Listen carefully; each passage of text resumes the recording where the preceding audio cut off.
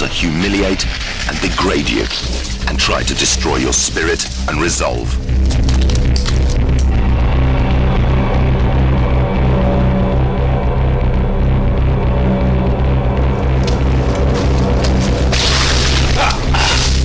With only a brief respite, it's time for your interrogation ordeal to begin.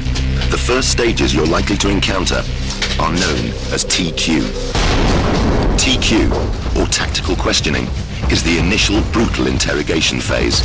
A local commander will attempt to extract information from you. At the same time, he's making a decision on whether or not you're a candidate for further questioning by interrogation experts at a more secure facility. I try and be the grey man, not too aggressive and not too submissive. Under the Geneva Convention, I only have to give this guy 4 details: number, rank, name, date of birth. But what you've got to do is keep your mind alert, say the big 4, appear submissive, not too submissive, and not too aggressive, grey man. Let him think he's on top of you, but he's not, because mentally you're still very, very alert. Name, rank. Look up, Edward. Edward, look up, Edward. Name, rank and number, Edward.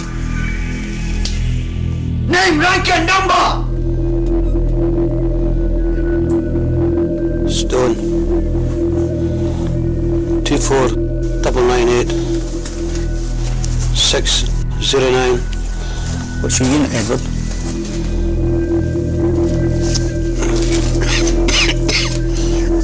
You need to try to play the sympathy card with your captors. Always exaggerate your injuries. You're trying to look fatigued, in pain, and weak. Would you like some water, Edward?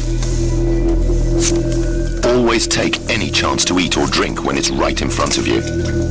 You're not being submissive, you're just trying to survive. Put it back on the table. Is that nice, Edward? Do you want another drink, Edward? Edward, all you have to say is yes. Even saying a simple yes could have far-reaching consequences. If you answer yes to a question, it can get edited in on a tape recorder and it can be, do you like Saddam Hussein? They'll fill the yes in. Do you like Tony Blair? They'll fill the no in. So at all times you only answer your big 4: number, rank, name, date of birth. Cigarette, Edward?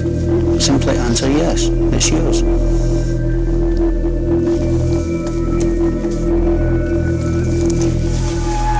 This is not normal British Army issue, is it, Edward? Only Special Forces use this. You Special Forces, Edward? Are you? I think you're a spy, Edward. A Red Cross parcel, Edward. Sign here, I'll give it to you. Like you, I'm a military man. I'm trying to make things easy. Simply sign the paper, Edward, and you can have it. It goes without saying that under no circumstances should you sign anything. Once they've got your signature, it could be used for all kinds of propaganda. Pay attention. You've been very difficult, Edward. Perhaps we should try another method. Do you want to be dead, Stone?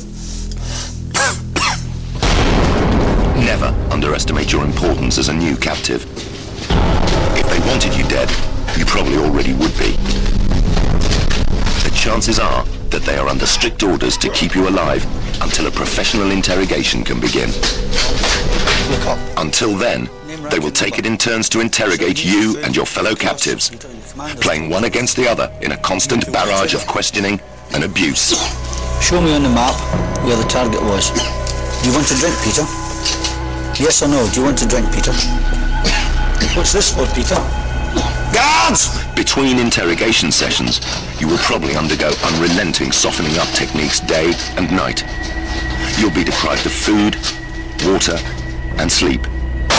They'll use sudden shocks, constant loud white noise, anything that will disorientate your mind, weaken your resolve, and deprive you of your senses. Worst of all is the dreaded stress position. The technique of using stress positions is simple, but highly effective in softening up captives. When forced to remain in these positions, your muscles soon start to seize up. It becomes agony after an hour and torturous after several. But eventually you get used to it and you can sleep, as I have done, in these positions. You have to. It's the only way you survive.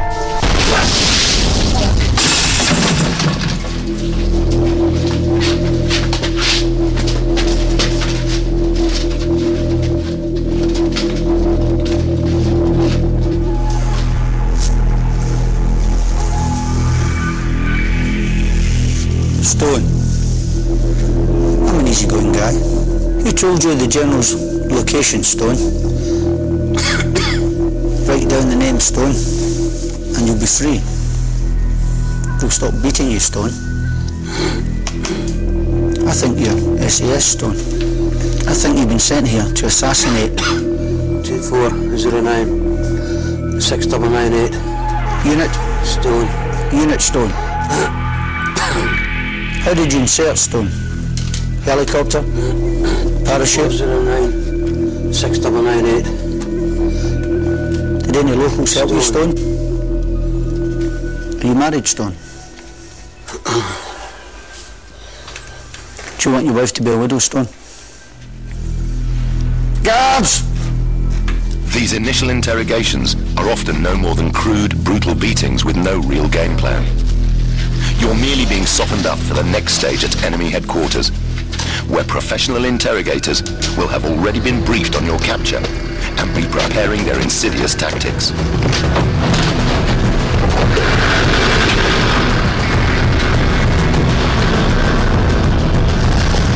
Once you are in the stronghold of headquarters, escape will be much tougher.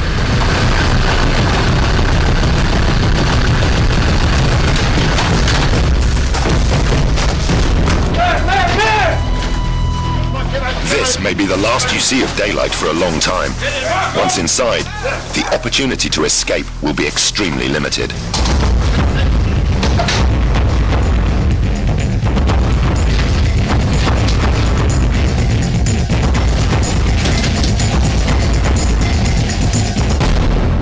This hell pit could be your new home for days, weeks, or months, and the enemy will be doing everything in their power to make life as uncomfortable as possible for you.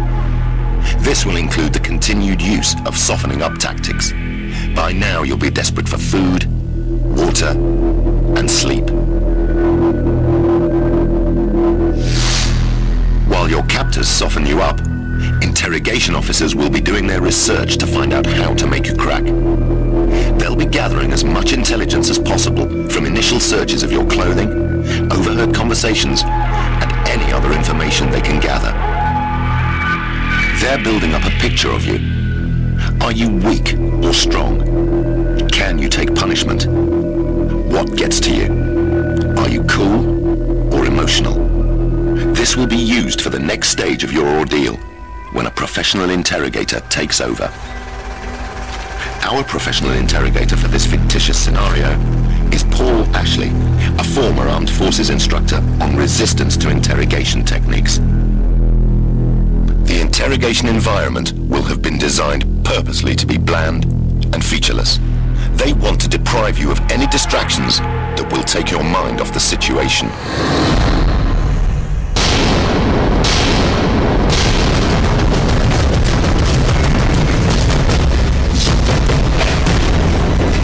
The interrogator will be constantly analyzing your responses and deciding on the best approach to weaken you.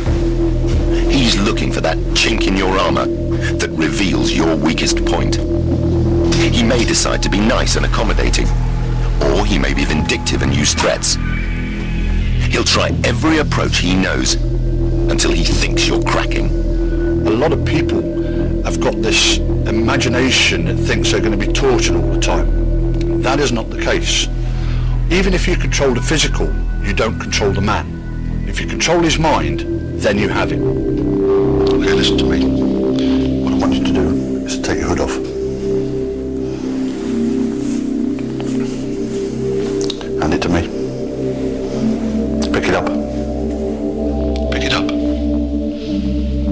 asked you to hand it to me. It's not a very good start, is it? Look at me. Look at me. Look at me here.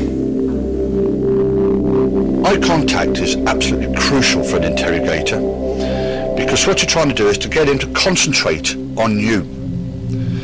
The eyes are the windows to the soul. It's a very true statement. The eyes will move in various locations on a reaction to various questions that are put to them. There are 6 areas. 1, 2, 3, 4, 5, 6. If you want to recall something, a past event or something of that nature, then the majority of people will move up into the top right. If they're making things up, it'll come from the top left. If you touch a raw nerve, then the eyes will move down to the left or to the bottom right. The way in which you can get round this is to train yourself to keep looking straight ahead as soon as a question is asked to you. Because otherwise, at one point, you're going to trip up and your eyes will move to one location or the other. A rough time. Now, what's your name? What's your name? Stone. Yeah, Stone what? At this time, I look for any abnormalities with the interrogator. Has he got a big nose? What's your number? Is he very tall? Has he got big eyes? Is there something wrong with him? And I play mental games with myself. I downgrade the guy mentally to allow me a little bit of pleasure. But at the same time, maintaining this exterior presence of the grey man, not aggressive and not submissive. Okay. What I want you to do is to take your jacket off.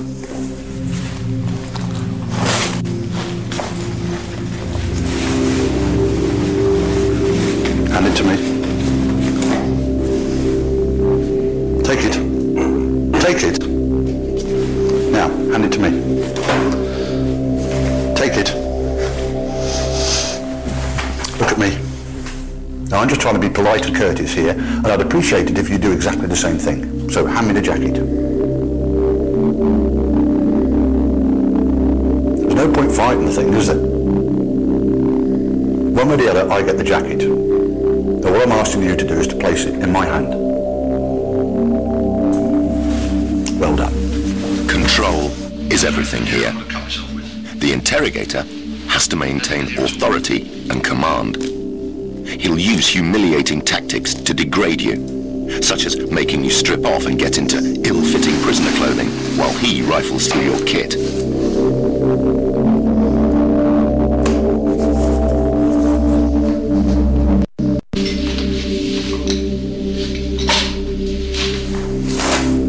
Right, what was your number again? 249 9 6 9. The important thing 9. is to still keep control in your mind. Let him think that he's winning. And if you get away with it, use silent forms of defiance. Any little bit of defiance that you can get in at this stage is going to be worthwhile to you mentally. But if you get caught, you're going to get a good beating. The professional interrogator has a motive or agenda for every word he speaks and every action he makes. You recognise this? Is this yours?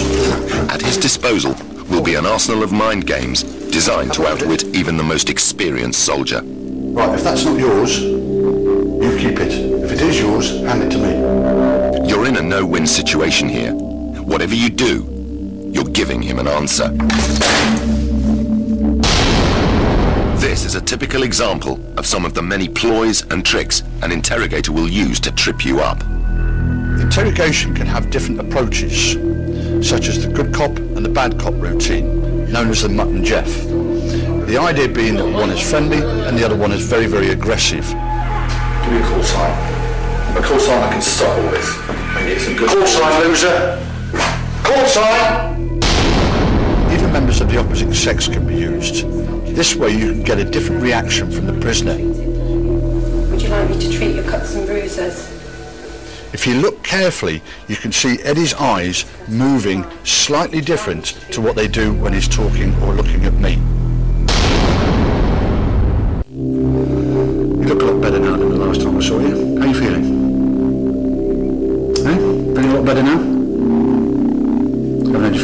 Hi, pretty girl. Would you like a cigarette? If you want a cigarette, take it. Do you mind if I have a cigarette?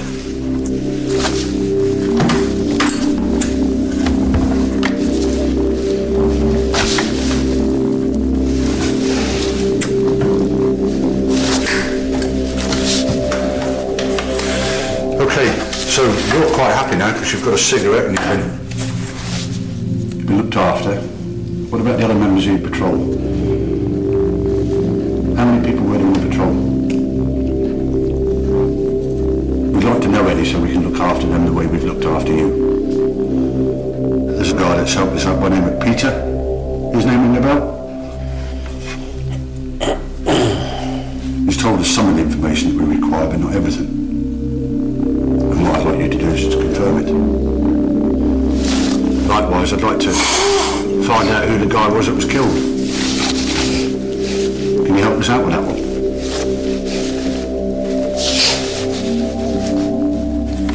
So you're not interested in your own men? So look at me. Look at me.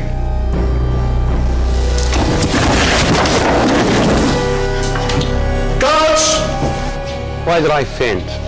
Not because I was feeling faint. Sit him up. Pure and simply to get out of the interrogation room. If he feels sympathy for you, you can get taken out and hopefully you'll get a bit of rest. It doesn't always work, but it's worth a chance. Fainting is a thing that can be used to get out of an interrogation. However, in a lot of places, all he would get is severe kicking and beating until he got up.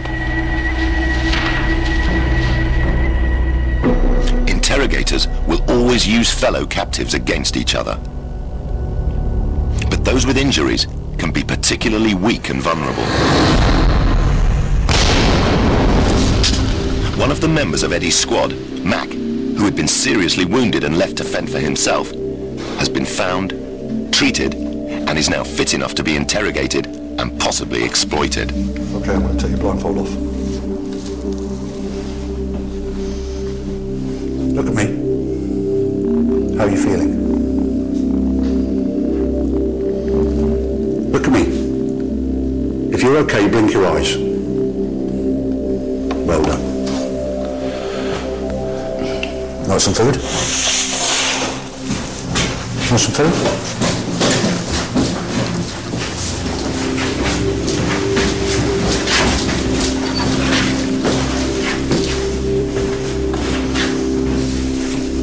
Look at me, Stone. Look at me. Okay, this chap here is cooperating with us. He's been looked after medically. He's also got some food and he's got some drink. So if you cooperate, you get food, you get drink. Put your blindfold on. At this stage, I'm glad to see Mike. He's been better treated. Guards, take it back to his cell. He's been hospitalised, and he's not looking too bad. I know Mike hasn't cooperated. I know he's doing exactly the same as I would do. Get the food and get it down your neck, and keep your mouth shut. Take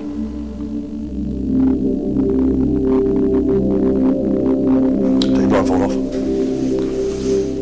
When you're under stress or lying, your subconscious mind can easily betray you. The slightest raise of an eyebrow or twitch of the nose can be an indication that you're covering something up.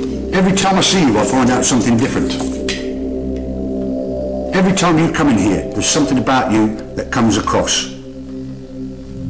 So by thinking you're sitting there saying nothing is wrong. Body language is a very important tool for an interrogator because with it he can ask you questions that you will react to in different manners. The eyes might screw up if you're asking a very sensitive thing or something he's not terribly happy with, or the fists might start to clench, in which case you know that the questions that you're putting to the captive is having some reaction and you can use against him over and over again. You were caught using this piece of equipment. So who were you calling? What was your call sign? Show me where you were caught and where you were going to. Would you like some food and drink?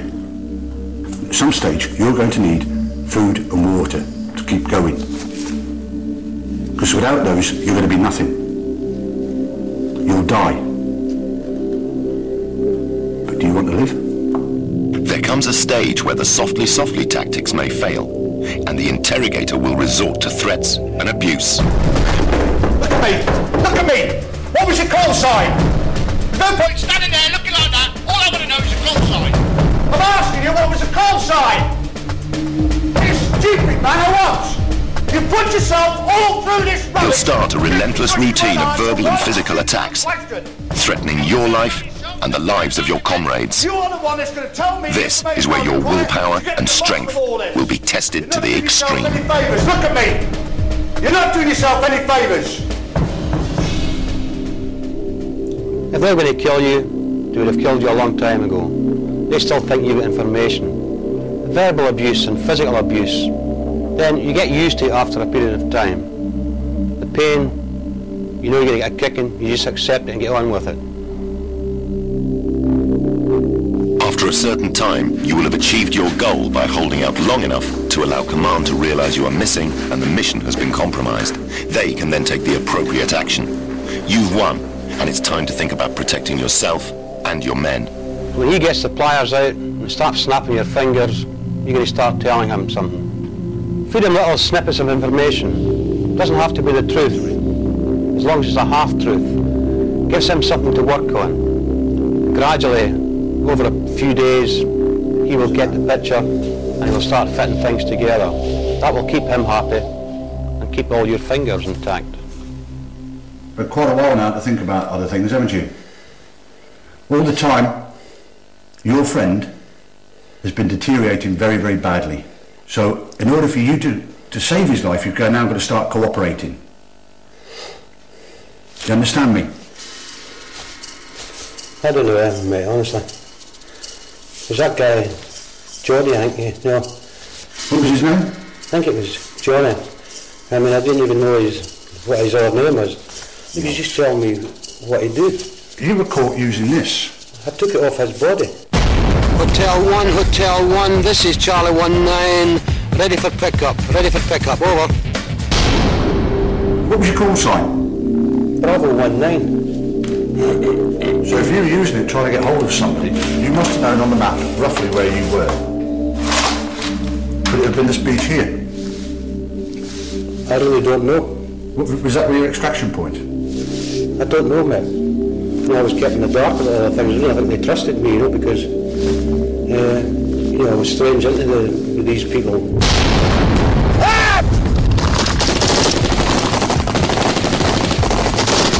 Let's go left! Can I get a drink? I can organise that for you. I'm still curious to know which beach you were at. I really don't know. I need a little bit more than what you're giving me now so I can get some treatment to your man. I really don't know. We landed in a boat. I don't have a clue where it was. What time did you come in? Just after the evening, I think it was. Yeah, it was dark. Had you been in the boat during daylight? Aye, well, we were in the boat all the time. I need a drink, mate. What about Maxwell? Mac? I really don't know. What was his job? I don't know. I was just saying, I just came in and I never met many of them. They never even spoke to me most of the time. All I've got is bodies everywhere. From you and your team. It wasn't me, mate, honestly. I'm telling you the truth, mate. I know that you're lying to me. I can't tell you what I know, and I really don't know a lot. You aren't lying to me. You're the man that pulled the trigger that assassinated one of our top-ranking officers. I can hardly shoot a gun, mate. You know, I've only shot a gun. You have trouble shooting a gun?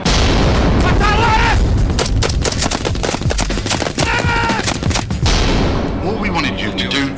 I don't know what you're saying. I'm getting more confused. How can you be confused when you were the team leader?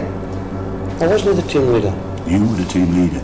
You were the sergeant in charge of patrol. Now bearing in mind, your colleague's life is depending on you. I'm telling you the truth, I'm hungry, I'm thirsty. Unlucky. That's the way life is until you start to cooperate with us. I'm telling you the truth. That's all I know. Look at me. I'll tell you what I want from you. I want to know how you gained the information that made that assassination. Do we understand one another? Do we understand one another? Understand. A simple yes or no. I understand you fine, but right. I can't. Stand up. I'll try and help. Stand up. I don't know anything else. Now the interrogator's got a sniff of the truth, he'll continue his routine for as long as it takes until he's satisfied he's got all the facts. Get these guys to stop giving a kicking. Start cooperating. Guards! The most important thing is that you've done your job. You've got through the ordeal without compromising your command, and you're still alive. Which means there's always a chance you may be rescued, or you may get the opportunity to break out. But without doubt, the best time to escape would have been